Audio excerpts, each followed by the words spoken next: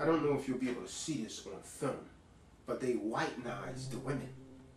Now, he's left is black. These women are supposedly black as well. Now, I want you to look at this woman's arm. They whitenized it. They took a lot of it away, but they couldn't get this off, or they simply forgot it. Look closely at this.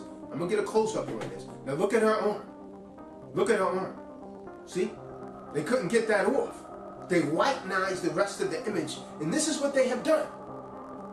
This is what you people are doing. Why are you doing this to history? Why are your hearts so filled with hate?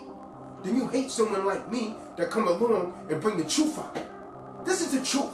This is the truth out. The Hebrew Israelites have conjured up an argument that those of ancient Sparta, along with the inhabitants of the Greek mainland, were black. In the biblical book of Maccabees, the Spartans, also known as the Lacedaemonians, are recorded as being descendants of Abraham, Isaac, and Jacob.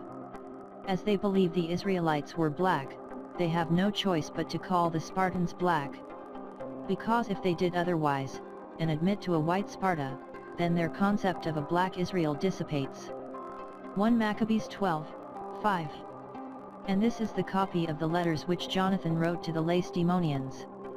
Jonathan the high priest, and the elders of the nation, and the priests, and the other of the Jews, unto the Lacedaemonians their brethren send greeting. There were letters sent in times past unto Onias the high priest from Darius, who reigned then among you, to signify that ye are our brethren, as the copy here underwritten doth specify. Now although this genealogy of the Spartans is rejected by many skeptics, mainly due to the Spartans themselves claiming to be descendants of the Dorians, it is an issue superfluous for us to address. Rather it profits us to focus on their outward complexion. For if they were indeed black, then the Hebrews gain a victory. But if they were white, then their black Israelite concept falls short once again. To begin, I will quote from a work by the Greek writer, Elder Philostratus. Born in AD 190, he wrote this book to be a collection of short essays, describing mostly myth-themed paintings in poetic detail. See his form, how strong it is, even though the light has gone from his eyes. See his downy beard, how it matches his age with that of his youthful slayer. You would not say that Memnon's skin is really black, for the pure black of it shows a trace of ruddiness. Page 31, Book 1.7, Imagenes, by Philostratus. Here Memnon, king of Ethiopia, is described as being dark-skinned. Memnon being described as ruddy shows that it can be an adjective upon black people, but whether or not black would always be noted, I know not. If Afrocentrics contest, and say he's saying otherwise, that he's trying to overlook his blackness and call him white, then essentially you're calling Philostratus a racist, which in turn would contradict their theory of racism being conceived in the 1400s. Nevertheless, it is true he was dark-skinned, and here is pottery depicting him. So much for the white man whitewashing everyone. I thought it important to read this verse due to the nature of its content, and its refutation of whitewashing. And now another excerpt from the same text.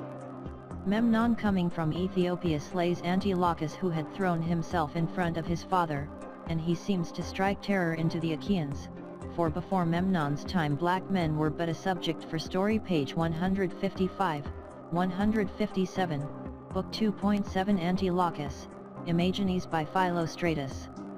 I've yet to have an Afrocentric and Hebrew Israelite respond to this verse.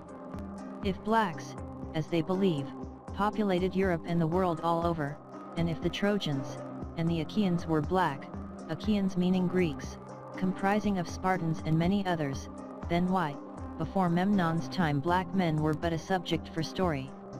Antilochus, in Greek legend, was a son of Nestor, king of Pylos. Recorded in the works of Homer he was described as one of the youngest, handsomest, and bravest of the Greeks, and is beloved by Achilles.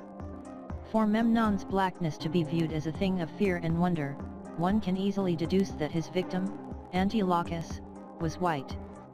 Further evidence is given in Homer's revealing of how Antilochus, a white man, was perceived to be most fair amongst the Greeks.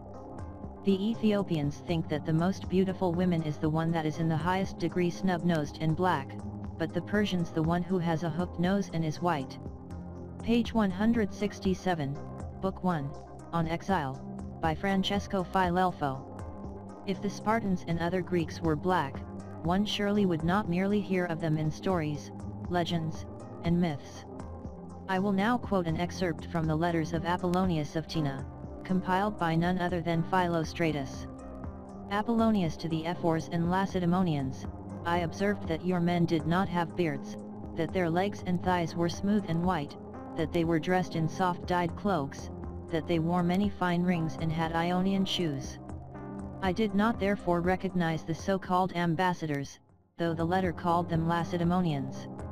Page 60, 61, Letters of Apollonius of Tyana, compiled by Philostratus. The legs and thighs of the Spartans were white.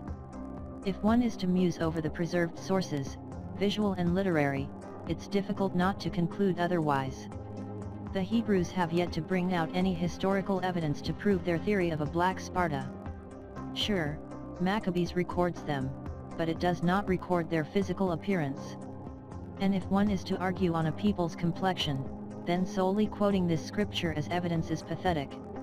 With the Spartans being white, we must also conclude that the Israelites, said to be brethren of the Spartans, were too.